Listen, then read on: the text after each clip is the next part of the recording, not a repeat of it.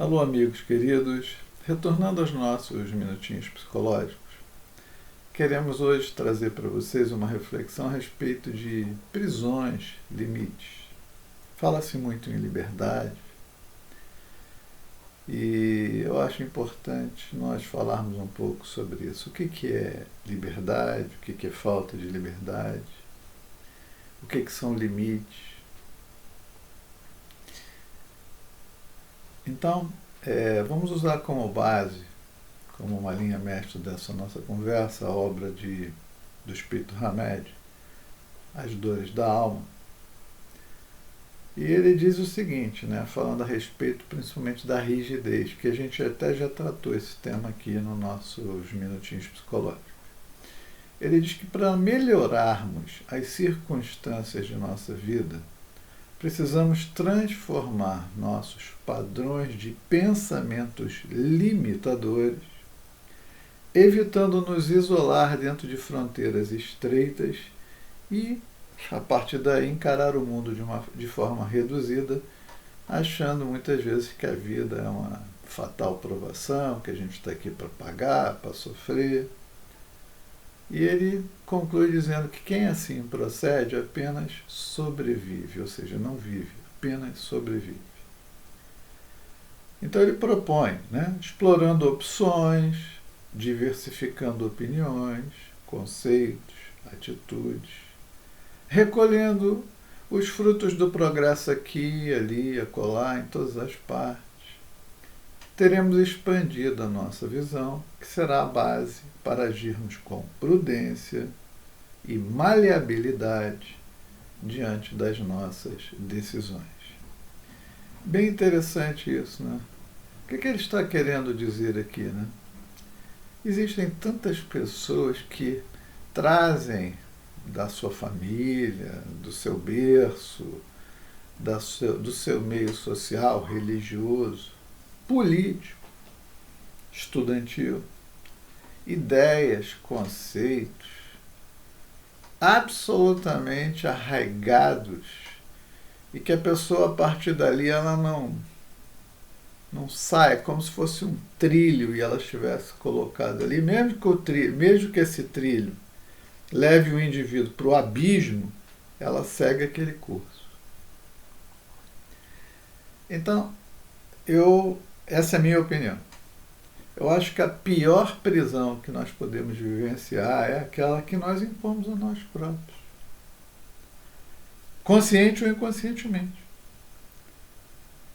Quando a gente não se dá a possibilidade de examinar, rever conceitos, ideias, teorias, fatos e até as supostas verdades, Porque muitas vezes aquilo que em algum momento é tido como uma verdade absoluta, lá na frente se revela como algo falso, não verdadeiro. Então, muitas vezes essas falsas verdades, completamente equivocadas, que foram produzidas a partir da reflexão, às vezes até válida, mas de outros, que talvez tenha sido válida por um momento e que hoje não tem mais nenhum sentido. E a gente se apega àquilo e toma aquilo como a nossa verdade, Obviamente, muitas vezes essas pessoas que criam ideias, planos, projetos, etc. e tal, nem sempre os interesses deles se coadunam com a nossa felicidade ou melhor interesse.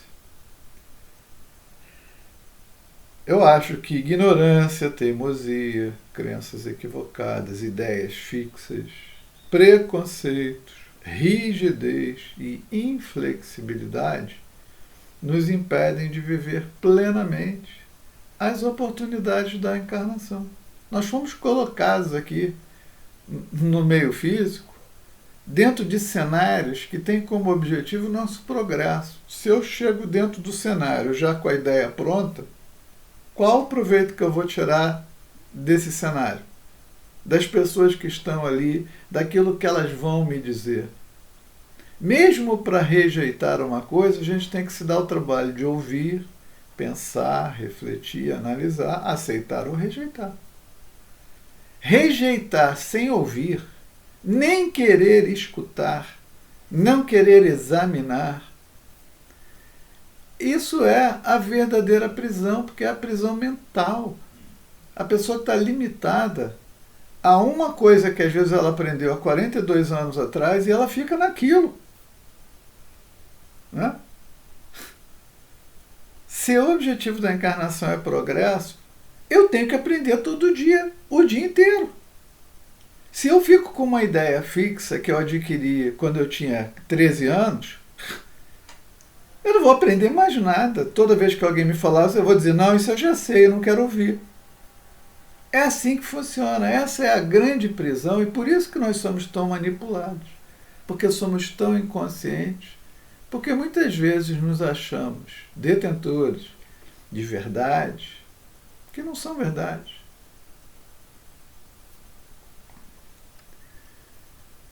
Hamed lembra assim, né?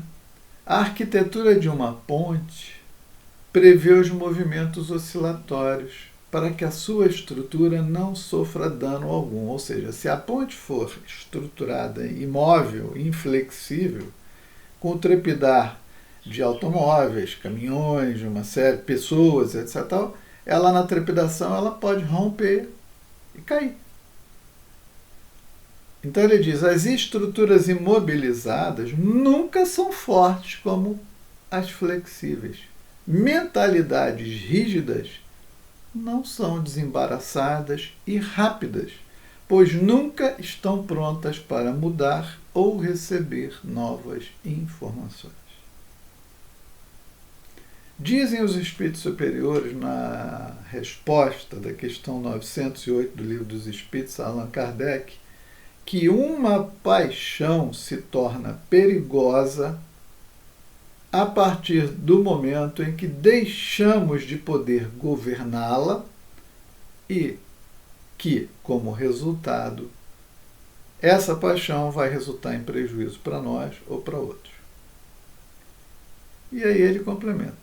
Todas as paixões têm o seu princípio num sentimento ou numa necessidade natural. A paixão propriamente dita é a exageração de uma necessidade ou de um sentimento. Ou seja, quando você leva aquilo para um ponto extremo, o exagero, aquela emoção, aquele sentimento se torna uma paixão. E aí ele dá alguns exemplos, né, de coisas que às vezes a gente não percebe. Ele diz assim, paixões podem ser consideradas predisposições impetuosas e violentas se levadas ao extremo. Elas atingem as diversas áreas do relacionamento humano, como, por exemplo, a política, a social, a afetiva, a religiosa, a sexual e todas as outras. Predileção pelo lucro é útil. O exagero é cobiça. Predileção pelo afeto é algo muito valoroso. O exagero é apego. Predileção pela religião é evolução. O exagero é fanatismo. E o fanatismo cega, limita. Predileção pela casa é necessária, né? Todos precisamos de um teto que nos abrigue, nos ampare, nos proteja. Mas o exagero é futilidade. Predileção pelo lazer é saudável. O exagero é ociosidade. Entendemos que a predileção pelas nossas convicções é racional. Mas o exagero se torna inflexibilidade, obstinação, ou seja, paixão. Lembrando, paixão é aquilo que a gente trata com exagero. Hamed diz, ser flexível não quer dizer perda de personalidade ou ser volúvel, mas acessível à compreensão das coisas e pessoas. Encontramos criaturas que se mantêm presas durante anos e anos a conceitos e crenças imobilizadoras. convergiram toda a sua atenção a sentimentos, objetivos ou pensamentos obstinados, dificultando uma amplitude de raciocínio e discernimento. E ele lembra o seguinte, né? Quando a pessoa fica engessada, paralisada, cristalizada nessas coisas, isso não se dá apenas aqui durante a nossa vida física. Porque é uma característica do espírito, aquela maneira dele proceder, de ele elaborar, dele pensar. Então ele diz assim, esse fenômeno não somente ocorre no mundo físico, mas também com as criaturas na vida espiritual que permanecem estacionadas compulsoriamente a uma paixão doentia ligada a uma única ideia. O que ele está dizendo é perfeito e eu sou testemunha disso por infinitas vezes em reuniões mediúnicas. Eu já vi espíritos que estão perseguindo o outro há 2.000 anos, 3.000 anos. A ideia fixa dele é vingança, maldade. Ele deixa de ter uma vida, de ter propósitos, de trabalhar pela sua evolução, pelo seu crescimento, para perseguir uma determinada pessoa ou um grupo de pessoas. Então, ele tem toda a razão. Eu já vi isso diversas vezes em reuniões mediúnicas, esse tipo de coisa que a gente diz, mas vem cá, mas quanto tempo você está nisso? Eu estou perseguindo, o Espírito falou para mim, eu estou perseguindo essa senhora aí, ó, desde antes da construção das pirâmides. Vocês podem imaginar? É isso que ele está dizendo. Quer dizer, aquele espírito, durante todo esse período, ele nada fez além de buscar machucar uma pessoa, prejudicar uma pessoa.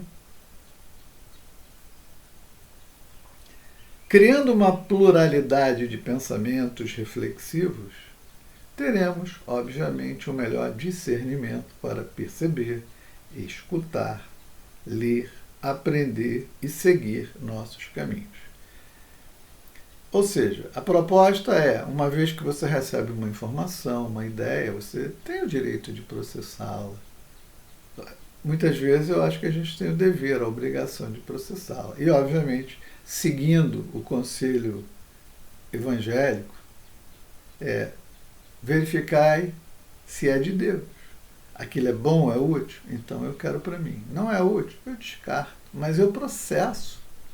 Tem gente que se você der um livro a ele, um livro espírita, o cara diz, eu não vou ler esse livro porque a minha religião não permite. Quer dizer, como é que vai ser isso?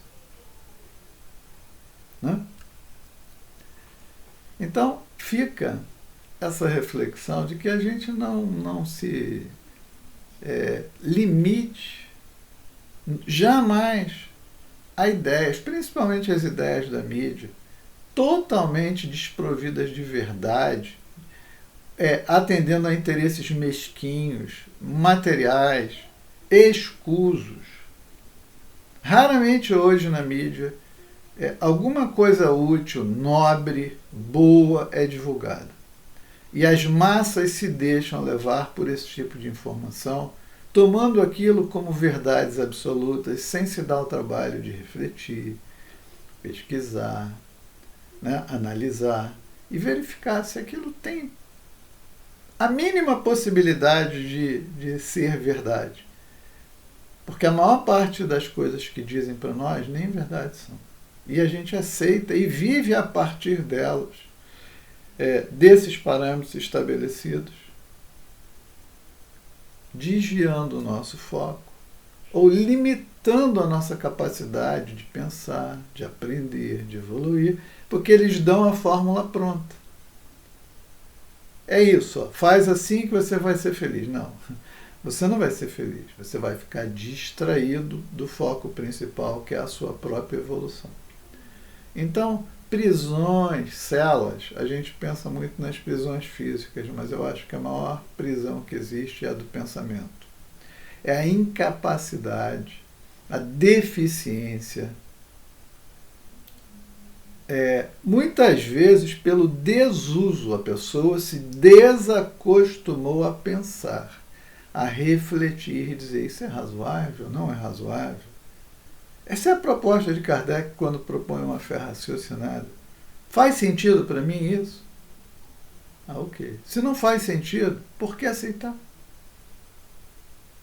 Vamos refletir. Muita paz.